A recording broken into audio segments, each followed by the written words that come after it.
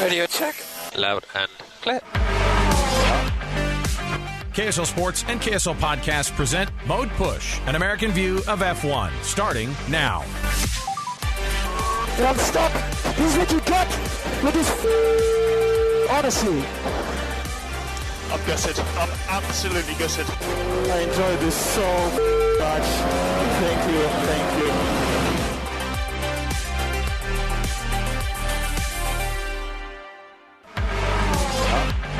All right, everybody, welcome on in. It's another edition of Mode Push, an American view of F1.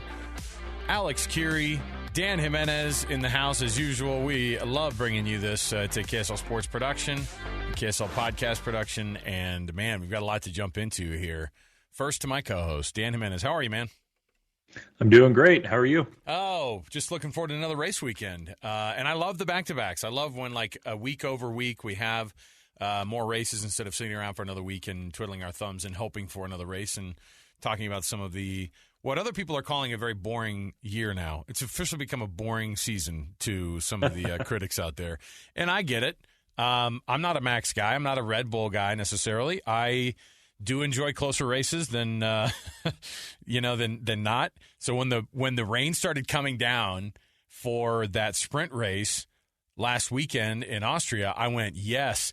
And there was that moment, and periodically people will take screenshots, and when you had Hülkenberg in second place for a good chunk of that part of the race, I was just going, please. I was like willing for Günther Steiner to be second place and on the podium, with those guys. And of course, it kind of evened out, but he still ended up in the points. So the rain will bring different mixed results. We didn't get it for the actual race itself, although I don't think we did. Yeah. So nothing of note, but Max Verstappen winning, I think, his 7th of the season, 9th overall for Red Bull out of the 9 races, or whatever it is, going back into last year. They haven't lost a race for a good chunk of time. And I don't know how good it is for the sport, but at least we saw some fun midfield stuff going on last week in Austria. Yeah, the Red Bull domination continues, but we had a sprint race that was like fantastic, which might be the first one.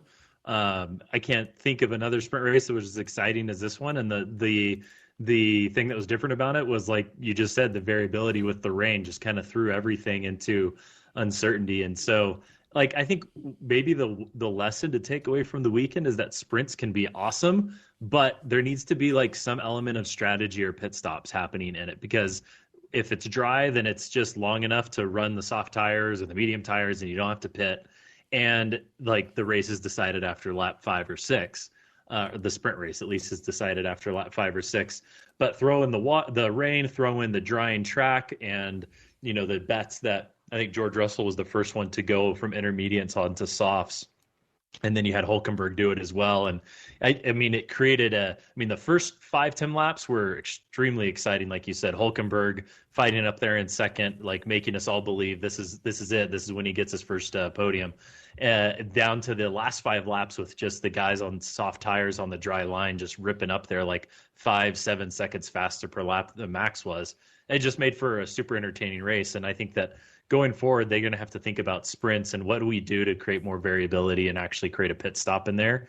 And I think that comes down to Pirelli and having to make different tires for sprints or something that just that require a pit stop. But yeah, I loved the format because Friday was exciting. We got a rainy qualifying Friday, made it feel like I was kicking my weekend off, getting to watch some of that. And then Saturday, got to watch some fun racing action. It felt like a full weekend of Formula One that I really enjoyed. And finally, I was seeing the light at the end of the tunnel on how a sprint format could work. It certainly was fun in that sense. The actual race itself, Max Verstappen wins this thing, and it was only by 5 seconds. Of course, that was after one of the more interesting exchanges on the radio. I think that it's a very Red Bull thing to do to go, you know what, we're so freaking good, it doesn't even matter. Pit me now. Let's get that fastest lap, which Sergio Perez had, by the way. It wasn't going to matter for the team at all, which just goes to show you that Max Verstappen is an insane competitor, which is probably the biggest reason why he's number one every week and why he's such a hard out, for for the rest of these teams to try to figure out. The car is exceptional. Adrian Newey has done an exceptional job with that car. We know that. But Max Verstappen's choice to pit, knowing that he had about a 5-second window and things can go wrong on this thing. So he had like a 26-second lead on Charles Leclerc before he went in on the final freaking lap to get softs and to, by the way, easily get that fastest lap of the race. And it just shows you, one, the insane competitor that he is. Most teams, Ferrari included, I would say Mercedes included, no other team on the grid would say, let's go for it. Not a freaking soul. But when they had that, 2.8 or 2.9 second stop and he got out there on the red tires and those softs tore it up and he still ended up winning by 5.5 seconds on a day that everyone got the 5-second time penalty for the track limits that were being exceeded all over this circuit. It was quite an impressive show of force by Red Bull. Maybe the most middle finger, but you also can't do anything about it. Kind of Michael Jordan hitting a 3 in your face and freezing up behind the 3-point line. Yeah, that's the analogy of Michael Jordan. My head was going to it, but I was like, man, is that too extreme of an analogy to draw? 1,000%, that's what it is. It's a killer dude, but yeah. The killer instinct, the dude is a stone cold killer. And love him or hate him, like you have to respect that he is giving no quarter to anybody. And he's cut from the same cloth as Michael Schumacher and, stretch out to other sports, Michael Jordan, Ayrton Senna. Like the dude is going to take every point possible and he's not going to feel bad about it. And so, yeah, it's making for on the one hand, kind of a boring season because Max is going to win. But on the other hand, it's like, we've talked about this in prior episodes. At some point you step back and you're like, we are witnessing the most dominant season in F1 history and maybe sports history. And you kind of at some point have to respect it. And I think the pressure will build more and more the closer that he gets to the end of the season at like a potentially perfect season. Or Red Bull at least at a potentially perfect season. The pressure is going to build, and I think the probability for something like a flat tire or engine malfunction or something is just going to go up, and it's going to be interesting to watch. But yeah, overall the race, I think it had a few elements that were exciting. There was some close racing behind him. I think watching Sergio come up through the pack, watch the Charles. Carlos Sainz, the two Ferrari guys, kind of Carlos making the pitch to get around Charles at the beginning. Come on, I have the pace. Come on, what are we doing? I have the pace. Give me I have the pace. What are we doing? Like, I love that stuff because who knows? I mean, going here, and here's something though too, and this is why it's hard because Ferrari knows out of the two drivers, you still aren't going to say that Charles is not the most talented. I think you would still think that. But maybe there is some pace there. And you know what? I was listening to something this week. It was like, well, you know why they didn't relinquish or they didn't say the team orders weren't to move over? It's because he didn't out-qualify him. It's like, out-qualify him, right. And then you can't just get behind a guy and go, let me pass. It's like, no, you got to earn that. You've got to. It's got to be an exceptional amount of pace and like really be, okay, we're dumb if we don't let him by type of a deal. And, in the end, Charles proved him wrong, proved his team right by finishing second still. The whole weekend, I think Lando getting the driver of the day was amazing. Something's going on with McLaren, particularly with Lando. He's just putting his head down and racing, and credit to Zach Brown and his and the McLaren team because they're figuring some things out and sort of quietly, which is the way you don't want to do things in F1. You want to be pretty crazy loud and boisterous about it, but. I thought Checo, an amazing day for him. It's insane, too, because he goes from 15th to 3rd. Another crappy qualifying for him, another handful of mistakes that he seems to be making, that just get his weekend sideways. And in this case, he was able to still salvage a podium. But my heavens, that guy can't get out of his own way, and he's going to lose that freaking seat if he can't figure it out. And he had a great day. Lando was the driver of the day, as voted on by the fans. I thought that was well earned. But you're seeing, even Logan Sargent had the Williams cars looking okay right now, which is kind of crazy. Oh, yeah. And he's had, and he's actually, people have been dogging him as a rookie, but I don't think in the last two or three races they've been anywhere below 13th or 15th, kind of most of the weekend. And so he's right there. He's learning some stuff, and so I have high hopes for the rest of the midfield. I was a little bit bummed that that Fernando wasn't a little bit closer to the top there. And overall, kind of Aston Martin didn't really impress over the weekend. But Ferrari back in the mix a little bit. My favorite quote on the weekend over the radio was from Toto. "We know it is a bad car. We know it is a bad car, Lewis. Please drive it. Please." I'm like, oh, yeah. The only shut up and drive message. I know. I love it. Team boss gets on there and goes, "Stop complaining." But the track limit stuff was annoying. Like, I'm thinking to myself, that's the kind of crap that F1 needs to shut down. They can't go, "Oh, look at that, 7 millimeters over the white line. You are breaking the limits here." It's like, then put a gravel trap there, and they've already talked about that. Or just stop. These guys are on the edge as it is. Let them be on the edge. Yeah. Oh, man. If it slows them down, then do it. I hate it. Yeah. Yeah, since the end of that race and all the penalties that came out, I had to dive into it to understand, like, what about it was that made it so bad this weekend. And one of the things I learned was that when Michael Massey, the former race director, race director for F1, when they would go to Austria, he would not call, like, basically out of bounds unless both tires were over the rumble strips, like over the curb. He wouldn't call it out of bounds if it was just, the tires are over the white stripe. And it goes like race pavement, asphalt, white stripe, and then the curbs. The curbs, yeah. And so he was only calling it if they're going completely over the curbs. And so we just didn't used to have as many of those infractions. But whoever's running it now has decided, no, 1 centimeter off the white line, you're out. And the thing about that turn 10 in Austria, is it's like this downhill right-hander. So, like, being downhill, it's carrying your momentum off the corner even more than normal, because it's like cambered away from the car. And there's a way that the drivers can drive it such that they straddle the curb, but they actually don't hit the curb. So it's kind of like, as they approach it, they already put their left tire over, and then they have enough clearance to ride over the curb without actually rubbing. And so in my mind, I'm like, okay, one solution here is just make the curb bigger. Like, no one's going to actually hit that curb to try and gain speed because it'll upset the car too much. So make the curb such, or like extend it further up the corner so that they can't actually enter or exit the corner without disrupting the car. So I feel like there's some physical things that can just be done to that particular corner that would have taken care of 90% of the issues. But it was hilarious to see Ocon get 30 seconds worth of penalties because he went over the white line 10 times. My thing is like, do you have to penalize a guy who goes over the sausage curb? Because that is a natural, like, you're going to go slower if you hit that thing most of the time. I don't know if that's going to give you an advantage. And if you go all the way off the track and then try to regain, position there, you obviously can't. You got to give it back or whatever. So I just don't know. I don't know. I'm not as into the rule. I don't know the rule as well. I don't have as much, of that background.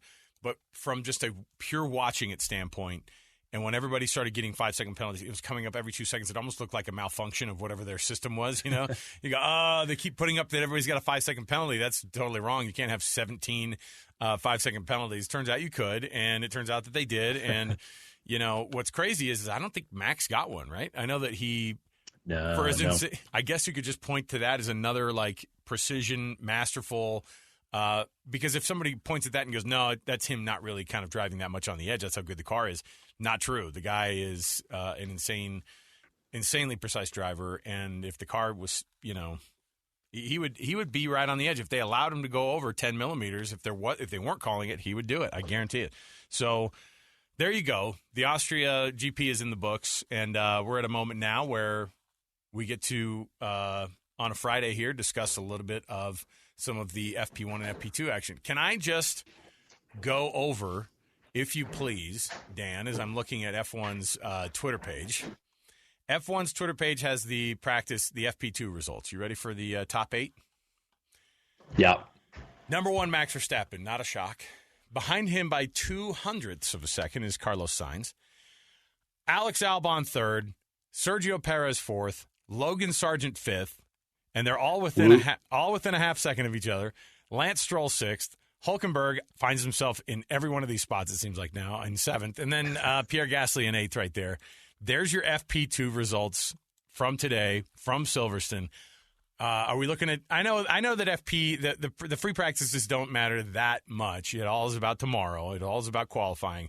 But I love seeing that blue W in third and fifth right now, just in FP2, and to have the pace right there, not to be a second and a half or 3 seconds off of the Red Bull. That's pretty nice. Yeah, no, that Williams speed is real. I mean, they've been quick for the last couple of weeks, and like you said, like Logan had his best race of the season last week. I was super impressed. He did get a 5-second penalty in the end that actually didn't end up dropping him a place, but he had a great clean race where he was running even in the points for a brief moment. And yeah, today that's the big news coming out of the UK is how fast those guys are. And I think by FP2, you're actually starting to see people's true speed, especially today in FP1. Everyone brought a ton of new upgrades. And so you saw a lot of people just out there with like the big aero rakes and all that stuff attached to their cars. So there was just a lot of data gathering and correlation happening. The FP2 was like, okay, what do we got? And Williams, both of the cars in the top fives. It's so great to see. Knock on wood, it continues, because it would be great to see them become a very consistent midfield contender at least. Maybe our boy Logan Sargent has his best chance at a points finish this weekend. I was looking at some of these teams too. Alpine has made some progress. They feel like with even more upgrades that they're bringing to Silverstone. I heard Otmar Snaffar this week during an interview talking about how they do have more upgrades coming this week to Silverstone. I like the upgrades. I like not just throwing it out there like, "Ooh, we've got some upgrades," and then nothing happens, because we see that happen too, where teams go, "We're bringing this to this track," and it makes no difference. But we could see those make a difference. What makes Silverstone such a big race, aside from the fact that you have so many teams that are based in the UK that are racing at the quote-unquote home track? You have, obviously, British drivers. You have kind of a place that people look at as one of these cathedrals of speed. You know, not totally insane to think that, Monaco obviously is what it is. But I think that Silverstone has as much of a history in the sport as kind of any other track that's right now on the grid. Yeah, I think that the teams target this one as a place to bring a lot of upgrades, because it'll give you a good read on how well those upgrades are going to perform the rest of the year, because it's a track that it's a very long track. It's a very long lap. And it has some, segments that are slow and twisty, and some segments that are straight and fast and high downforce. And so you can get a read of just kind of across the entire spectrum of what do you need out of the performance of a car. And it's a place that the teams have been going to for a very long time. So they have a ton of data. The drivers are very familiar with it. And like you said, it's in the backyard. Like, it's literally across the street from Aston Martin. And so I think it's just a place that they all feel comfortable getting and gathering the data from. So that's where you want to bring your upgrades to. And I think obviously Williams has brought some upgrades. McLaren brought some upgrades last week that only to Lando's car. So now that Oscar has it as well this weekend, it's going to be interesting to see if he picks up the performance in the same way that Lando did last week. And then the big question mark for me is Mercedes. Like, they stunk last week, and they were not fast in practice today. So I think that there might have been a bit too much hype coming out of Mercedes on what their upgrades were going to do for them, because it hasn't really panned out last week and so far this week. So more of the same in terms of Red Bull dominance this weekend. Doesn't look like much of that's going to be challenged. I've been surprised too. You tell me, reliability-wise, is it just me, or are there fewer DNFs and fewer DNFs at the top? Maybe some guys put it in the wall, but I haven't seen a lot of engines blow up this year. Yeah. I mean, Hulkenberg had an engine issue last week, but that was the first one in recent memory. We went a lot of laps with no safety cars, and we've gone even longer without any red flags. And so, it seems like reliability is up. And I just, the fake statistician in me thinks that the law of averages is going to bear down, and like we're going to see a string of DNFs. But maybe not. It's interesting. It was one thing too, is like we broke the streak last week of Max leading every lap. I think he had gone 249 laps in the lead ever since, I think, the Miami GP. I think when he overtook Sergio in the Miami GP, he hadn't been in first for a single lap since then, which is just crazy to think about. But Charles took the lead for 10 laps or whatever it was with the pit sequence that they had. And so, maybe that's the first crack in the armor that we're starting to see. And I think that Ferrari is going to be super quick this weekend. hopefully Aston Martin can pick it up, and maybe we'll get surprised by Williams as well. Dan, a wrap up of both the Austrian GP and then kind of a look ahead into qualifying tomorrow, and then the race on Sunday at Silverstone. Another one in the books here. I don't know. What do you anticipate? Give us your dream podium for the weekend, and then we'll kind of go through there and in on that. If it's not Max in the win on the first step of the podium, I'm going to say Charles breaks through and wins, and I'm going to say that Alex Albon surprises everybody with a third place there on the podium, and Logan Sargent scores a point in 10th. Look at that, double points for Williams. That's what I was thinking too. Double points for Williams. Max Verstappen doesn't win this race. That's my prediction this weekend. I don't know who would, but that's my prediction for this one. So for Dan Jimenez, Alex Kirry, our podcast is Mode Push. We talk F1 every week, of course, during the season, give you reviews and previews of all of the races. So for Dan, I'm Alex. We'll see you next week, everybody.